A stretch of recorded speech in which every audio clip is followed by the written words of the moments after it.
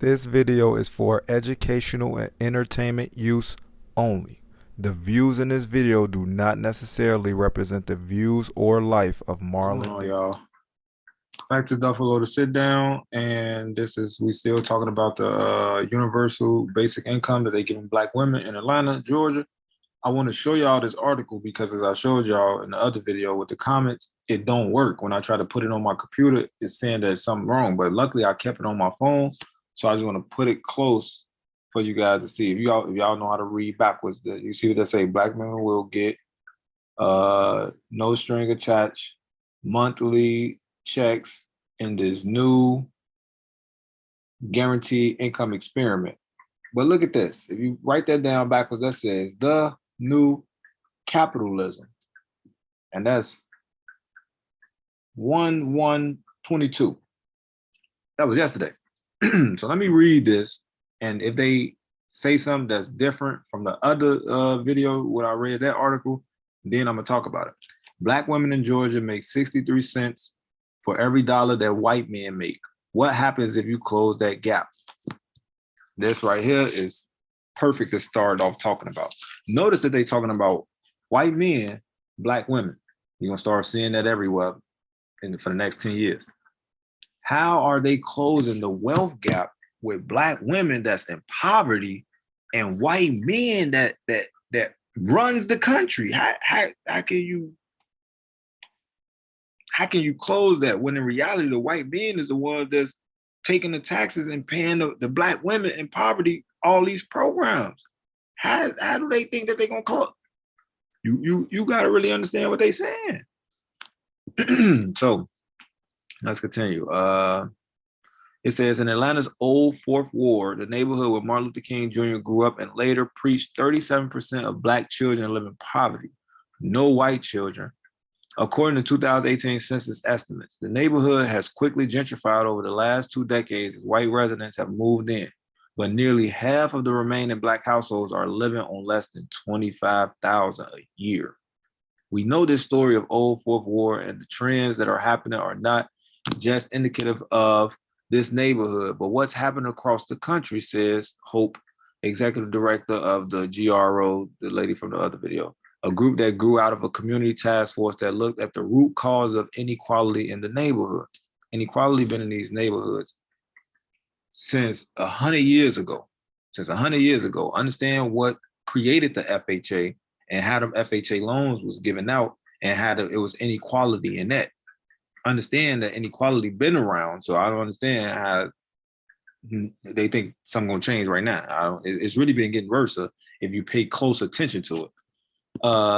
So early next year, right now, the neighborhood will become home to one of the largest guaranteed income experiments in the US. Told you, watch the word experiment because they is running experiments on people.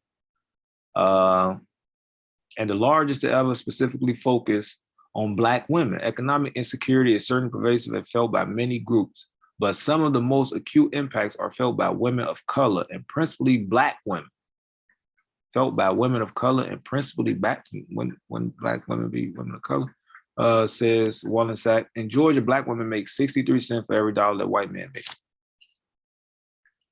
So when they saying they trying to close, let me hold this phone right here real quick. Let me show you how the double speak that they doing. They talking about white men, Black women, and they saying that for every dollar that a white man make, a Black woman only makes 63 cents.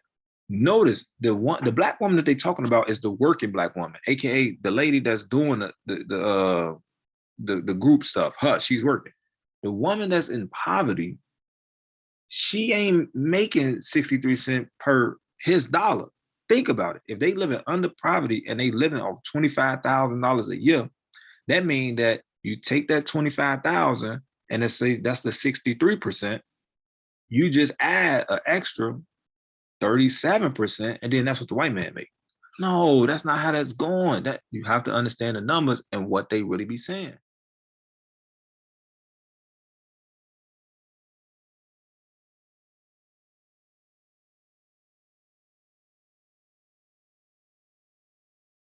So The GRO fund is partnering with Give Directly, a nonprofit that has been giving unconditional cash transfers to people living in poverty for a decade to run the program, which will later expand to predominantly Black suburban and rural areas in Georgia.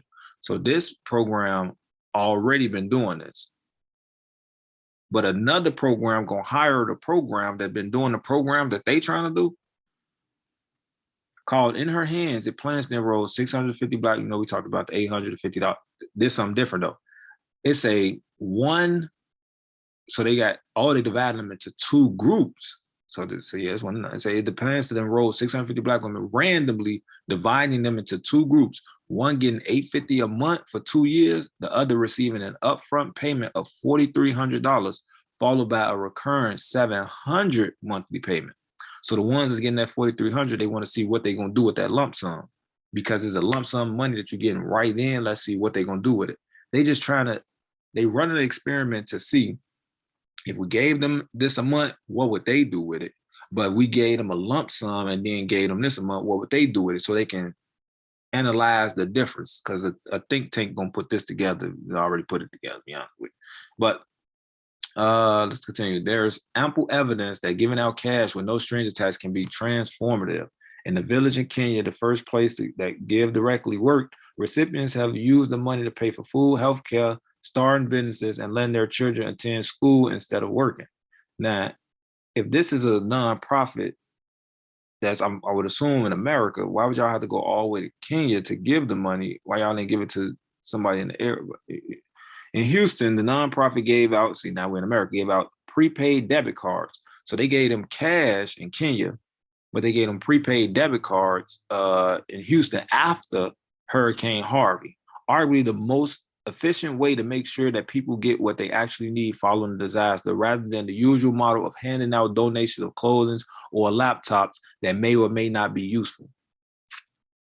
So we're gonna give you this prepaid debit card. You might not need this laptop or these clothes, but we're gonna give you this debit card that you might lose. In Stockton, California, one of a handful of cities that have tried a basic income experiment for low-income resident recipients spend money on basic needs like food and utilities, and unsurprisingly experience more stability in their lives. More people were able to work or become involved in their community. They saying that they gave these people $500 a month and they experience more stability in their lives. Let me explain to you something. If your life is a 0 and it moved to a 1, that's more stability. If your life is a 1 and it moved to a 7, that's more stability. If your life is a 9 and it moved to a 10, that's more stability. Just to reference that. Having a predictable flow of money can really help move otherwise volatile income sources. You got the otherwise word, you definitely want to pay attention to that.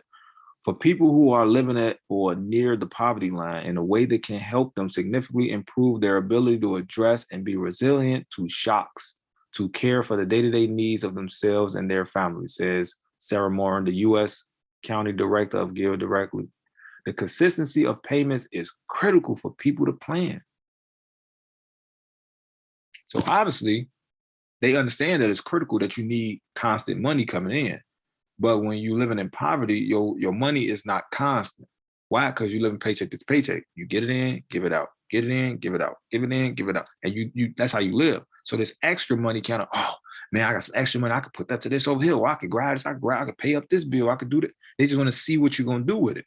But they already know what you're gonna do with it because you're in poverty. So it's like they giving you money just to pay on something that you already owe. Like, why wouldn't they just pay the bill or let you live free? The new program in Georgia will test whether it's more helpful to give a larger sum of cash initially rather than a monthly payment alone. So that's the difference. For example, what we've heard from community members in Georgia is if they had a lump sum payment up front, they might use it to pay first and last month's rent and move into a safer apartment.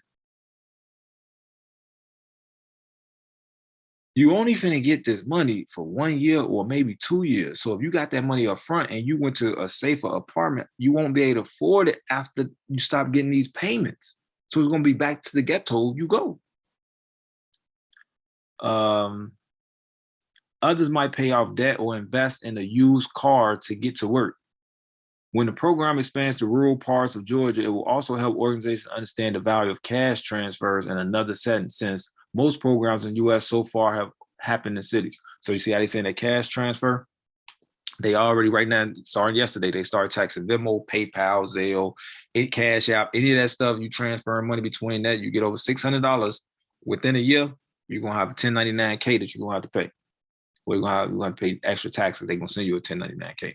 The lessons from the project could help inform better policy, helping make the case for a federal guaranteed income program or for Georgia to provide a state-earned income tax credit. It's currently one of 20 states that do not. So this is what they're doing. See how they stuck that in there real fast? It's helping make the case for a federal guaranteed income program. This is what they're going for. They're trying to get a universal basic income federally. Remember, we got state here, Fed here, Fed trumps the state. So they doing this on the state level just to try to get the kinks and see how everything is going to go. And then they're going to try to do it federally. Like, yeah, now everybody's just going to get this income. Notice what they said. In the future, you will own nothing and be happy. This is what this is for. The data could also support a redesigned social safety net.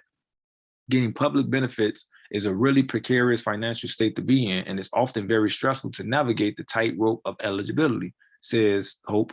A more robust safety net might provide not just in-kind support, but possibly also simple cash. One of the things we are really interested in understanding is how and when women would prefer unrestricted cash, which is fungible, rather than in-kind contributions like SNAP. They trying to figure out what to do with the women. What can we do, or how much can we pay them to get them to do what we want them to do? You got to read. It's already a book that states that in the future, all women will not be homemakers. They will work for the government. They will not be allowed to raise their children. Their children will be raised by the state. You better know that that's what's going on, especially with this. One of the things we are really interested in is understanding how and when women would prefer unrestricted cash. Why they so interested in how women want to spend their money, or what they would do with the money. Why would they be so interested in that? The basic idea is new. Martin Luther King Jr., among others, talked about it in the 1960s as he considered various ways to tackle the problem of poverty. Now it's 60 years later, and now we're going to implement the idea. I am now convinced that the simplest approach will prove to be the most effective. He wrote his last book. Where do we go from here? Chaos or community? The solution to poverty is to abolish it directly by a now widely discussed measure, a guaranteed income. See, that's it. That's the end of the article. The solution to poverty is to abolish it directly by a now widely discussed measure, the guaranteed income. You will own nothing and be happy. You're a landlord and you already got your apartment complex, your buildings and all this and all that. These people is going to get a guaranteed income to make sure they pay for their housing, their food, the used car to go to work, the kids' clothes. They're going to give them that for them to keep going to work. But what if you working and you're not earning at your job? You working your job, but they're giving you what you need to take care of your expenses. So you're going to just be staying wherever you at, and there is no, you going up. You're going, no, it's going to become a caste system. You need to understand what a caste system is. You're born into this class, you will never move out of that class. This is poverty, you ain't never moving out of that class. Middle class, you ain't never moving out of that class. Rich, you ain't never moving out of that class. You're going to stay in your class. This is why they shrinking the middle class right now to implement this.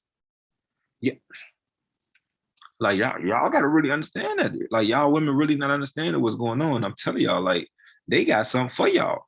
So why y'all want to do a lot of the things that y'all doing, like you have to use this. I understand you using this for what you're using it for, but you got to use the brain. The solution to poverty is to abolish it directly by a now widely. That means everybody is talking about this basic income. That's why it's universal. Universal is everywhere. Basic income. wherever you are, they're trying to trap everybody wherever they at. Wherever you at, they trying to keep you there. The guaranteed income, you will own nothing and be happy. Now, remember they said they abolished slavery? Look up the 13th Amendment. The 13th Amendment tell you that slavery nor voluntary servitude will be forced upon the person unless they have been duly convicted of a crime. So although they abolished slavery, you can't just enslave nobody, or you can't make nobody do no involuntary servitude unless they commit a crime. Now they commit a crime, then yeah, you can put them in slavery and they could do involuntary servitude. So you wonder why people in jail is working on all this stuff, and they doing all that because they're slaves. Whether they want to understand it, admit it, or know it or not, by law, the 13th Amendment say that they slaves. But that's how slavery was abolished. Slavery, but abolishment is gone.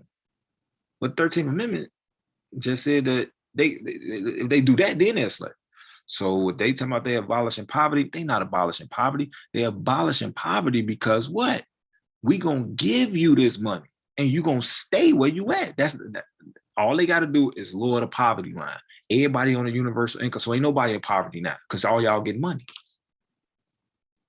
You ain't gonna be able to live the life that you want to live because you can't make more money, but you ain't in poverty. You got a place to stay, you got a place to lay your head, you got food in your stuff, you got everything that you need. So you ain't in poverty, but you can't enjoy life. You can't move up nowhere. You own nothing and you will be happy. You have to understand what a trajectory is. It's starting here, and you better know that it's going to traject and where it's going to go, and eventually it's going to land. You need to be over there where it's going to land at before it lands, because if you don't, you might end up behind it instead of in front of it. So that's all I gotta say for this video. Like, I really want y'all Black women to understand what's going on around here. And I knew it was something in here that wasn't in that other article. That's why they didn't want you to see it. But luckily I had it on my phone to be able to read it, and I screen recorded it. So I noticed what this is. They doing this to test what type of woman and what type of women will accept this and what they would do with it. Notice they not saying nothing about no man. Like, they helping the women. What about the men? No, because the women and the kids are the ones that's in poverty. They don't talk about the men that's homeless. So see, the homeless are not considered in the poverty number. The homeless are considered in the homeless number. The poverty, which is below poverty, this level, they're considered in that. Two total different classes. Two total. So a lot of Black men are going to end up homeless. Why? Because they're not going to help them. They're going to help her and them kids. And they're going to tell her the same thing they did in the 70s. If you have him in that house, he must be working because we're not going to give you this help. That's going to incentivize her to continue with the same generation after generation after generation. You got to get out this house. I'm going to raise the kids by myself, and they're going to help me. You go figure it out over there. He has no say-so over his kid's life. Although he laid down with somebody that he thought he was in love with and made him. Whole time, she going out here, because there's going to be some women that's going to think like this. She going out here to try to make a baby so she can get this income. Let me say that again. She going to go out here to try to make a baby so she can get this income, which means she going to go get any dude that's going to be willing to lay down with her without a condom, get her pregnant, so she can go on. Because how many women you understand that ain't trying to get no abortion? You better know that, Jack. And that's all I got to say for this video. And I'll see you guys on the next video. Like I said, I got books, the Mercy Papers, Water for the Gardens. It's about psychology. It's about criminal justice. It's about law. It's about all type of different things. Like I said, like how drinking too much water can land you in prison. Like, it's all type of different things. And what I'm gonna do is I'm gonna start like putting like the books on here, so you guys can see how the books look. And I want to try to like put out a few pages of the books so people can kind of read them and then, want to read more. But I love all Black women. I love you guys. I just want to tell you guys this is what's going on. And they using y'all to destroy the Black man. And if y'all don't understand that, you guys will see once this system starts to roll like that. that the man that you supposed to be with that's going to actually protect you, he will no longer be able to protect you, nor will he want to protect you because how you treat him. And a man that you will want to be with that don't really want to protect you, he just giving you a incentive to destroy that man. You're gonna understand the game once it happens. Because if you can't see right now, you will see when it happens. So that's all I gotta say. This video is for educational and entertainment use only. The views in this video do not necessarily represent the views or life of Marlon Dixon.